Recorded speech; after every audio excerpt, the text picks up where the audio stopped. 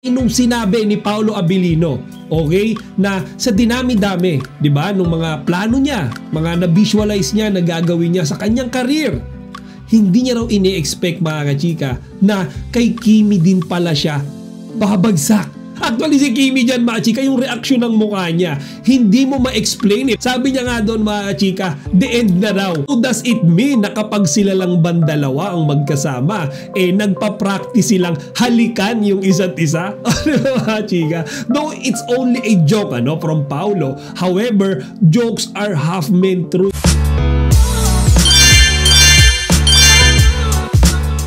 Magandang araw, mga chika. Rigel po ulit ang inyong chika patron. Bago tayo magsimula, mga chika, inaanyahan ko muna kayong mag-subscribe dito sa ating munting channel para palagi kayo updated sa mga latest at nagtitrending ng mga showbiz balita. Today is Thursday and let's have some Kilig Kimpaw update today, mga kachika. Pero unahan ko na kayo, medyo mahaba-haba yung video natin today, pero sisiguraduhin ko sa inyo, mga kachika, na sulit ito. Okay, talagang siksik na siksik ito ng mga balita, ng mga updates, ng mga commentaries about sa mga iniidolo natin na sina Kimi tsaka si Paolo. Kaya sana tapusin nating lahat. So it was yesterday nga, mga kachika, February 19, around 5 to 5:30 PM, nagsimula yung much awaited na media day or tinatawag din nilang grand press conference ng pelikulang My Love Will Make You Disappear ng Star Cinema. And syempre, mga kachika, like what we expected, talagang kumpleto yung mga cast na umattend doon. Kumbaga full blast talaga sila doon, mga chika.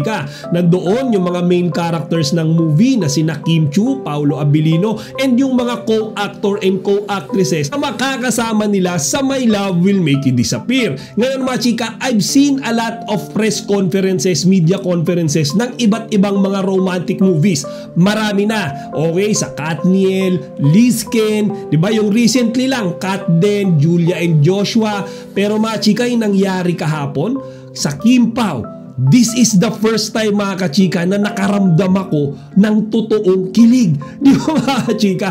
First time ko naramdaman yan. Mga kachika, sa simula pa lang nung interview, makikita nyo na, mararamdaman nyo na yung totoong feelings ni Kimi tsaka ni Paolo sa isa't isa, pero hindi nila inaamin, di ba? Simulan na nga natin pag-usapan, mga chika, yung para sa akin, yung pinaka nakakakilig na usapan, pinaka nakakatuwa na mga tanungan sa media day kahapon ng Kimpaw. At unang-una na nga dyan, mga kachika, nung natanong sila, okay, may tanong kasi sa kanila doon na, kamusta naman yung mga intimate scene doon or yung mga kissing scene doon, paano daw ba na-handle yun ni Kimi tsaka ni Paolo? Bagay, komportable na daw ba sila sa isa't isa habang ginagawa nila yung mga intimate scenes na yon, or medyo nahihiya pa daw ba sila? Ang sagot nila, mga kachika, kahit daw ilang beses na nilang nagawa yon, di ba? They've done 3 projects na, di ba? Doon 2 serye nila and then the movie, mga chika, hindi pa rin daw sila ganoon ka-confident. Bakit? Kasi, mga chika, ginagawa nga naman daw nila yung mga kissing scenes na yon or intimate scenes na yon in front of hundreds of people, which is justifiable naman, mga kachika. Nga lagi rin daw nila, mga chika, sinisigurado na one take ka lang daw. Tapos, mga chika, biglang humirit ng biro doon si Paolo Abilino para daw ma-sure na one take, nire-rehearse daw nila yon. So, mga chika, isipin nyo, nire-rehearse nila yung mga kissing scene. So, does it mean na kapag sila lang bandalawa ang magkasama, nagpa-practice silang halikan yung isa't isa?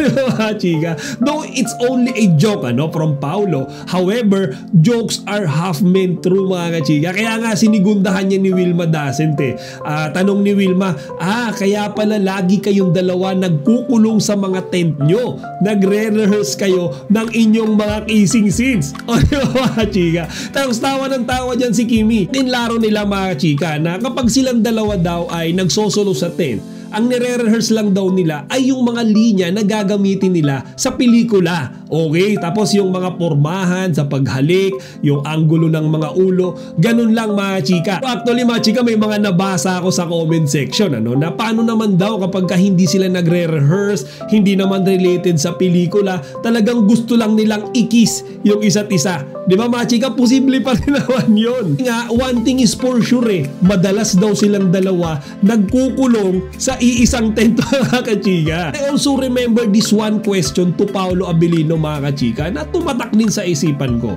Tinanong siya ni MJ Felipe, Tanong sa kanya, Paulo, paano kung isang babae, like for example si Kimi, alam mo na mawawala rin siya sa huli, okay, after nung relationship nyo, are you still willing to love her? Mga kachika, hindi ko ini-expect to umuo si Paulo. Okay, sabi ni Paulo, that's a noble sacrifice and he's willing to do it.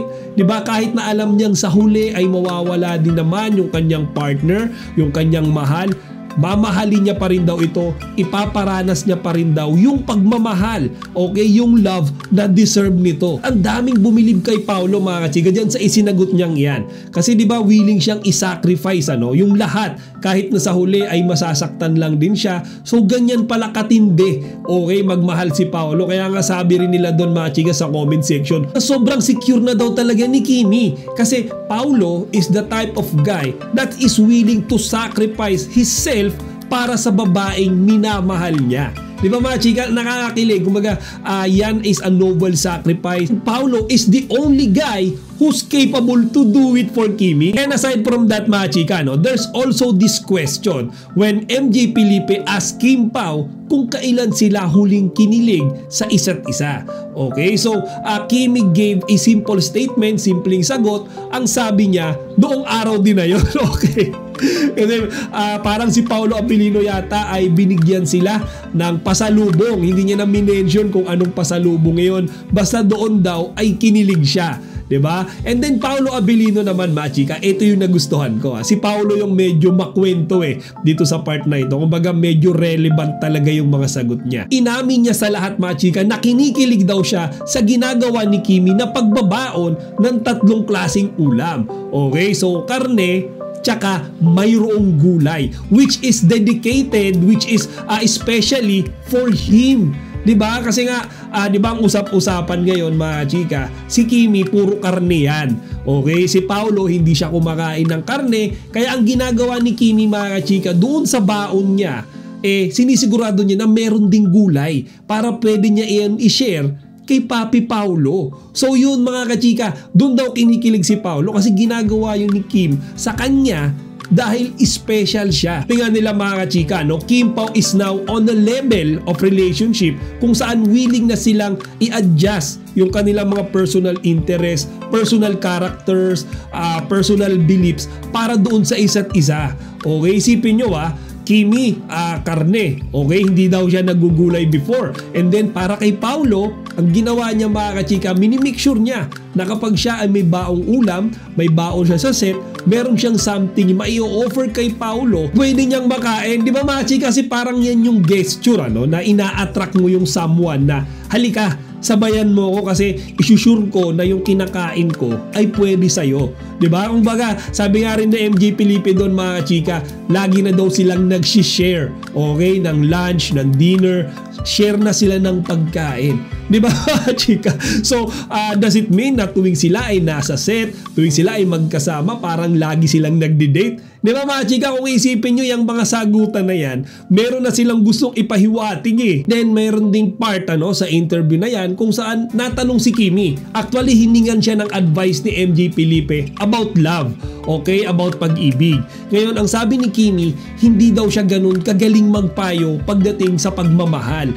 Pero, hindi daw siya yung tipo na isinusuko iyon. Okay, kasi baka daw yung pagmamahal na hinahanap or kailangan niya dumating bukas, mamaya, or baka daw, mga chika, nasa tabi niya lang. Tapos, mga chika, nagtilian lalo yung mga tao dyan nung sinabi ni Paulo na mamaya pag-usapan natin yan. Mga chika. So doon, mga chika, parang merong something sa kanilang dalawa nung nagtinginan sila that time. Okay, yung tingin ni Paulo kay Kimi parang may kahulugan Kumbaga parang biro pero parang tototohanin din, mga chika. Sabi nga rin nila doon, actually, this is Wilma Dasent who said this. Sabi ni Wilma, si Paulo daw tahimik lang. Set daw nila, lagi lang siyang nag-o-observe, lagi lang siyang nakikinig. While Kimi naman does the talking. Ngayon, mga chika, nag-agree dyan si Kimi. Kumbaga, siya nga daw yung maingay, siya daw lagi yung nagkukwento, nagdadadada. Si Paulo daw nakikinig.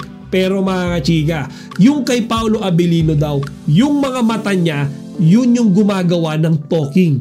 Okay? Hindi madaldal si Paolo, pero kapag tinignan ka daw nung mga mata niya, mga chika, sobrang expressive, mga chika. Parang yun yung asset ni Paolo eh. Parang kaya niyang iparating sa'yo yung emosyon niya, yung nararamdaman niya sa pamamagitan lang, mga chika, nung pagtingin niya. Lahat sila doon nag-agree. Sabi nga ni Kimi, your eyes is the way to your soul. Kaya dahil sa mga tingin sa kanya ni Paolo, parang nakikita niya na, mga chika, yung totoong intent nito sa kanya.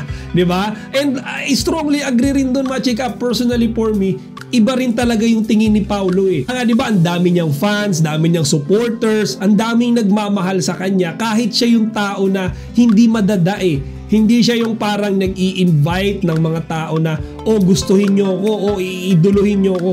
Hindi, mga chika, titingnan niya lang kayo, kakaway lang siya, ngingiti na. Pero yung dating, mga chika, parang hihimatay na tayo. Kasi nung nakita ko siya sa personal, ganun siya eh, parang yung mata niya mapungay, pero mayroong gustong sabihin sa'yo, parang may gustong iparating sa'yo na masaya siya dahil sinusuportahan mo siya. Again, sabi nga ni Kimi sa interview, mga chika, kahit hindi magsalita si Paolo sa kanya, hindi siya kausapin, isang tingin lang daw, isang titig lang daw nito sa kanya, mga chika, na iintindihan niya na yung gusto nitong sabihin. May mga napansin din ako, mga chika, no, na siguro may mga tanong dyan na hindi pwedeng i-disclose ni Kimi yung sagot. Kumbaga, bawal pang sabihin publicly.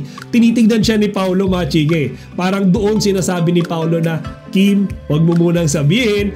Mga chika, or sinasabi ni Paolo na, Kim, sabihin mo na sa pamamagitan lang, mga chika, nung mga mata niya. Okay, hindi siya nagsasalita, pero pagka tinignan ka niya, alam mo na, mga chika, kung ano yung gusto niya. And sa pinaka nakakakilig na part, okay, sa interview na ito, ay nung inamin ni Kimi na talagang si Paolo yung nagbigay sa kanya ng flowers nung February 14. Diba? Sabi nga ni Paolo doon, mga chika, talagang meron na siyang commitment, okay, na isi-serenade niya yung mga taga-Kidapawan. Kaya ang ginawa niya, mga chika, minake sure niya na morning pa lang ay ibigay na kay Kimi yung bouquet ng napakagagandang bulaklak. Ngayon, hindi nila sinabi doon, mga chika, kung si Paolo Abilino ba talaga yung personally na pumunta doon. Hindi nila inamin yun. Pero parang nagbubulungan sila doon, mga chika, na hindi ko alam kung ano yung pinagbubulungan nila. Pero kitang-kita nyo sa mukha ni Kimi na talagang kinikilig siya. Make sure before you left that the flowers arrive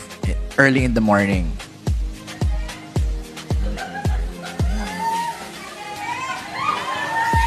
Yeah. May pinadala akong flowers. Yes, tapos syempre pagising mo, uy, Kim, may flowers ka daw. Oh, saan galing? Yes, tapos Kimberly. Hi, Kimberly. Kay Derek Loren, Kimberly Sue. Kimberly, sino? Pagbukas, yes. Alam mo bang, muntikan ng sumuko, puso ko. Nilagyan ng score yung kwento niya. Puro dahil it's been a long time na rin since Kimi felt this feeling na binibigyan siya ng flowers nung taong nagmamahal sa kanya. Time pa yun ni Xian Lee, mga kachika, nung huling beses na binigyan siya ng bulaklak, tapos yung nagmamahal sa kanya yung taong mahal siya.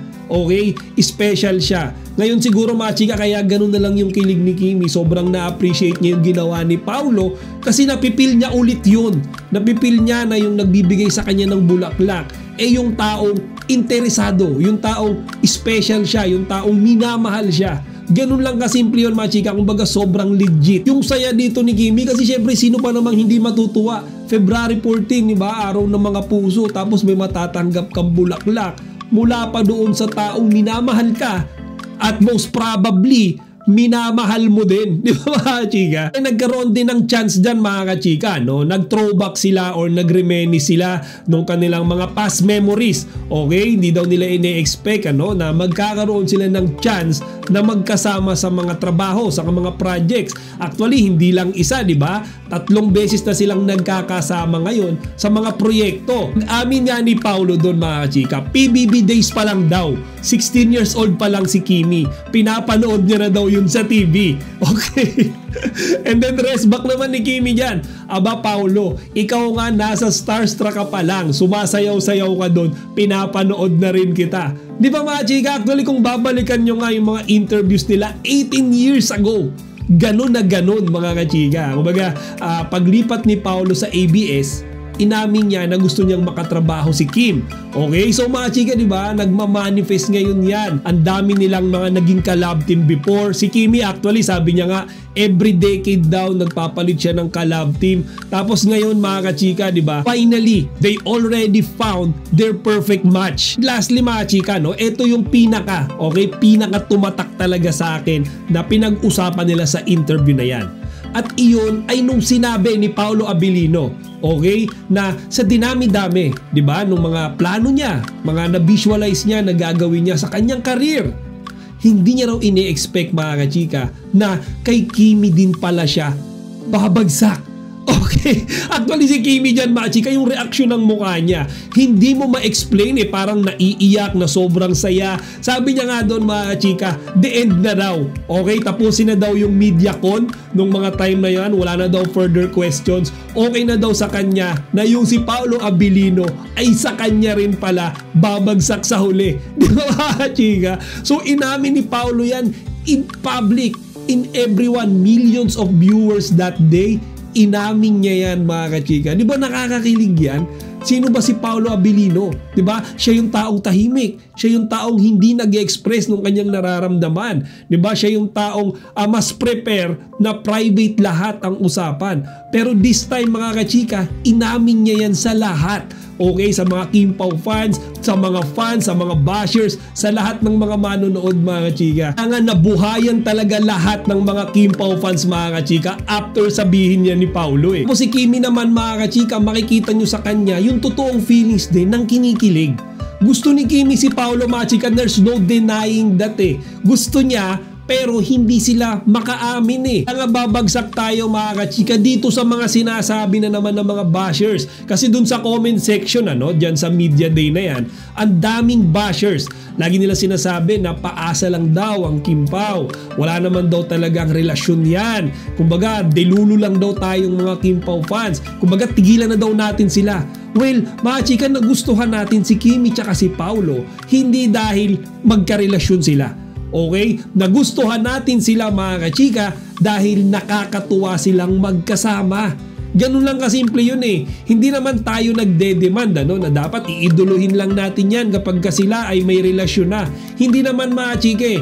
It's been more than a year. Okay, nang pinanood natin sila na magkasama, nagustuhan natin sila dahil nasa kanila yung harmony, yung synchronization, fit na fit sila, para silang bread and butter. Yung kailanman ay hindi maiintindihan ng mga bashers mga chika. Kumbaga tayo, sinusuportahan natin si Kimi tsaka si Paolo dahil gusto natin sila na magkasama, gusto natin silang magkatuluyan sa huli, di ba? It doesn't mean na titigilan na natin yung pagsuporta sa kanila dahil hindi nila maibigay yung gusto natin. No mga chika. Sabi nga doon, di ba, ni Wilma Dasent, doon din sa interview, sabi ni Wilma, lahat yan nagsisimula sa pagkakaibigan. Ngayon, kung sakali man mga chika, kung sakali lang na si Kimi tsaka si Paolo ay hindi pa talaga officially okay na mag-on, kumbaga meron pa lang silang mutual understanding ngayon, at least mga kachika, they are already on their way na para maging sila. Okay, nag-i-improve yung relationship nila everyday. Nakikilala nila yung isa't isa mga chika. Alam nila kung ano yung ayaw ng isa't isa, yung gusto ng isa't isa. Di ba yun lang mga chika, sobrang sapat na. Di ba makita lang natin silang magkasama sa stage, sa pelikula, sa mga series, yun lang mga kachika, solve na tayo, kompleto na yung araw natin. Before I forget nga mga kachika, sabi nga rin ni MJ Felipe doon, nung ibinigay yung 3 project na yon kay Paolo, na isasama siya kay Kimi, hindi tinanggihan lahat yan ni Paolo. Inuuhan niya. Dahil sabi niya mga chika, komportable daw siya na makatrabaho si Kimi, madali daw makatrabaho.